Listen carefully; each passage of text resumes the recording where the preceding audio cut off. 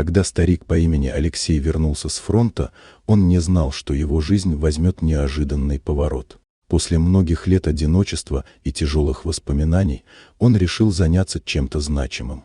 Он работал в приюте для детей, где и познакомился с 3 малышами, которые были глухи от рождения. Их мать погибла, а отец исчез, оставив детей без защиты и заботы. Алексей сразу почувствовал, что эти дети нуждаются в нем. Он не мог оставить их в таком положении, поэтому, несмотря на свои собственные трудности, решил взять их в свою семью. С каждым годом Алексей все больше и больше отдавал им свою любовь и заботу.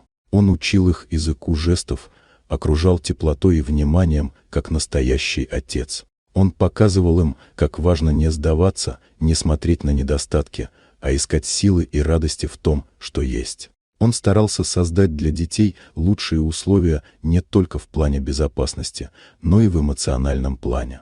Ведь, несмотря на их инвалидность, они были такими же детьми, как и все остальные, с мечтами, стремлениями, радостью и трудностями.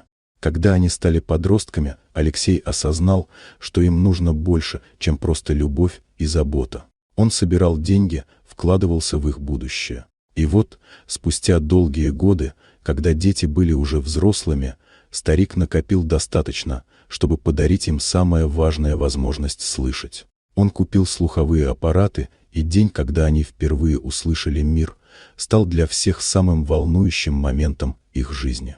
Дети впервые услышали голоса друг друга, смех, музыку, звуки природы. В их глазах было такое счастье, что Алексей едва сдерживал слезы. Прошло 20 лет. Время неумолимо шло, но дети стали взрослыми людьми. Они научились понимать и ценить все, что старик для них сделал. Они стали добрыми и любящими, а их жизнь наполнилась смыслом.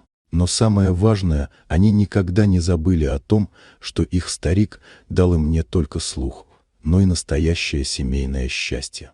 И вот, спустя 20 лет после усыновления, дети решили отблагодарить Алексея за все его усилия и любовь. Они купили ему дом на берегу моря, о котором он так часто мечтал, но никогда не мог себе позволить. Дом с огромными окнами, откуда открывался вид на бескрайнее голубое море, с тихим, умиротворяющим шумом волн.